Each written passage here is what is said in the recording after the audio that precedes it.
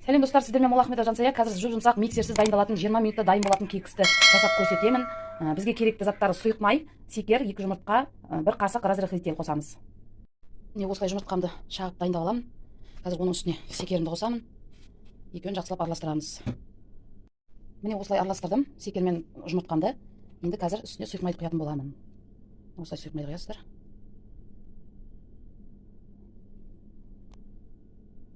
Енді араластырамыз.